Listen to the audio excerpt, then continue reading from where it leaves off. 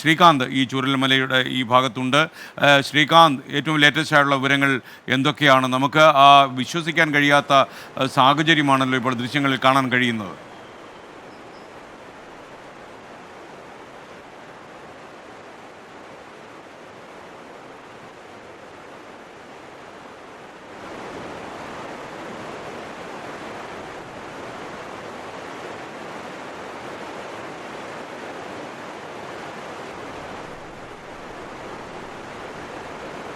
എസ്കെൻ ചങ്ക് പിടയുന്നു എന്ന് പറയേണ്ടി വരും ഇവിടെ നിൽക്കുമ്പോൾ. കാരണം അത്ര ഹൃദയഭേദകമായ കാഴ്ച കാണേണ്ടി വരുന്നു എന്നുള്ളതാണ്. കാരണം മുൻപ് പെട്ടിമുടിയിലും പുത്തുമലയിലും കവളപ്പാറയിലും ഒക്കെ തന്നെ ഇത് നമ്മൾ കണ്ടതാണ്, ഇത് സാക്ഷ്യം വഹിച്ചതാണ്. ഇനി ഇതുപോലെയൊരു ദുരന്ത ദിവസം, ഇതുപോലെയൊരു നശിച്ച ദിവസം ഉണ്ടാവരുതേ എന്ന് അന്ന് ചങ്കിൽ കൈവച്ച് പ്രാർത്ഥിച്ചതാണ് ഓരോ മലയാളിയും. പക്ഷേ വീണ്ടും ഈ ദുരന്തം കാണേണ്ടി വന്നു, കേൾക്കേണ്ടി വന്നു മലയാളിക്ക് എന്നുള്ളതാണ് ഏറ്റവും ദുഃഖം നൽകുന്ന സംഭവം. കാരണം ഈ അടുത്ത ഷിരൂരിൽ നമ്മൾ കണ്ടതാണ് അർജുന് വേണ്ടി മലയാളി എത്രത്തോളം കാത്തിരുന്നു എന്നുള്ളത്, ഒരു ജീവന് വേണ്ടി മലയാളി എത്രയേറെ ദിവസം കാത്തിരുന്നു എന്നുള്ളത്, കേരളക്കരയെ ഒന്നാകെ പ്രാർത്ഥിച്ചു എന്നുള്ളത്. പക്ഷേ ഇവിടെ വരുമ്പോൾ അതിനുമപ്പുറം അവിടെ നിന്ന് നേരെ ഇവിടേക്കാണ് ഞാൻ എത്തുന്നത്. ഇവിടെയും കാണുന്ന കാഴ്ച കീറിമുറിഞ്ഞ ഹൃദയത്തോടുകൂടി വേദനയോടുകൂടി നിൽക്കുന്ന ആളുകളെയാണ്.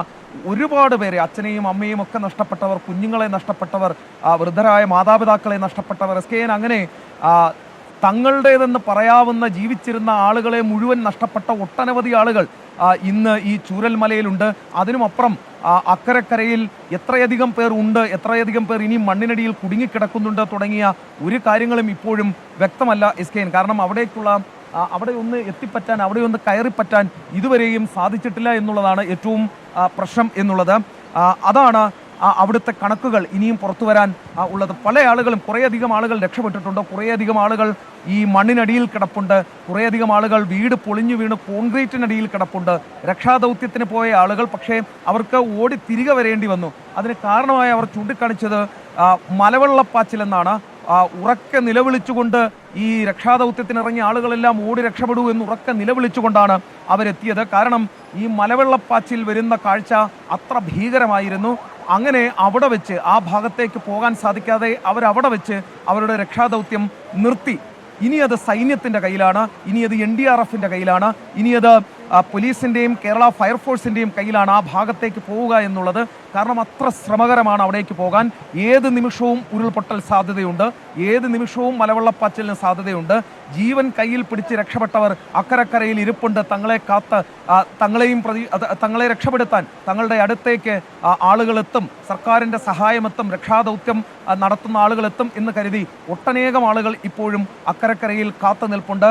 അവരെത്തുന്നുണ്ട് SKN. പല ആളുകളെയും വാഹനങ്ങളിൽ ഇനിയും വെള്ളം കയറാത്ത, ഇനിയും ഈ നശിച്ച പുഴ കവർന്നെടുക്കാത്ത തീരങ്ങളിൽ കാത്തു നിൽക്കുന്നവർക്കരികിലേക്ക് ഈ രക്ഷാദൗത്യ സംഘം എത്തുന്നുണ്ട് SKN, അവരെ ജീവിതത്തിലേക്ക് കൈപിടിച്ച് കയറ്റാൻ. പക്ഷേ എത്തുമ്പോൾ കാണുന്ന കാഴ്ചകൾ പലതും ഞെട്ടലുളവാക്കുന്നതാണ്, വേദന നൽകുന്നതാണ്, ചങ്ക് പറയുന്ന വേദന നൽകുന്നതാണ്. കാരണം പല സ്ഥലങ്ങളിലായി കിടക്കുന്ന കുഞ്ഞുങ്ങളുടേതടക്കമുള്ള മൃതദേഹങ്ങൾ പകർത്തി കാണിക്കുന്നത്. നിങ്ങൾക്കറിയുന്നത് പോലെ ഈ ഉരുൾപൊട്ടലിന് ഏറ്റവും വിനാശം പകർത്താൻ കഴിഞ്ഞ ഒരു സ്ഥലമാണിപ്പോൾ പ്രേക്ഷകർ സ്ക്രീനിൽ കാണുന്നത്. ഈ എത്ര ആളുകൾ മരിച്ചു എന്ന് കൃത്യമായി നമുക്ക് കണക്കെടുക്കാൻ കഴിയാത്തൊരു സാഹചര്യമാണ് ഈ ദുരന്തമുഖത്ത് നിലനിൽക്കുന്നത്. അവിടെ നിന്നുള്ള തത്സമയ റിപ്പോർട്ടാണ് ശ്രീകാന്ത് നൽകിയത്. ഒരുപാട് ആളുകളെ അന്വേഷിച്ചിട്ടുള്ള അന്വേഷണങ്ങളൊക്കെ ഞങ്ങളുടെ ഫോൺ നമ്പറിലേക്ക് വരുന്നുണ്ട്. ഇപ്പോൾ തന്നെ ഈ മുണ്ടകയിൽ PK പാർത്ഥൻ, അതുപോലെ നന്ദ പാർത്ഥൻ, ഈ രണ്ടുപേരെ കുറിച്ച് വിവരം ലഭിക്കാത്തതുകൊണ്ട് അവരുടെ ബന്ധുജനങ്ങൾ അന്വേഷണം നടത്തുന്നുണ്ട്. PK പാർത്ഥനെ കുറിച്ചോ നന്ദ പാർത്ഥനെ കുറിച്ച് എന്തെങ്കിലും വിവരം കിട്ടുകയാണെങ്കിൽ പ്രിയപ്പെട്ടവർ ഞങ്ങളുടെ ഈ മൊബൈൽ നമ്പറിലേക്ക് അറിയിക്കണം. ആ മൊബൈൽ നമ്പർ ഒന്നുകൂടി പ്രേക്ഷകരെ കാണിച്ചു തരാം. നിങ്ങൾക്ക് ഏറ്റവും ലേറ്റസ്റ്റ് ആയിട്ടുള്ള വിവരങ്ങളും അന്വേഷണങ്ങളും ഒക്കെ നടത്താൻ ഒരു മൊബൈൽ നമ്പർ ഡെഡിക്കേറ്റായി ഞങ്ങൾ പ്രേക്ഷകർക്കായി വെച്ചിട്ടുണ്ട്. ആ നമ്പറിലേക്കാണ് നിങ്ങൾ അയക്കേണ്ടത്.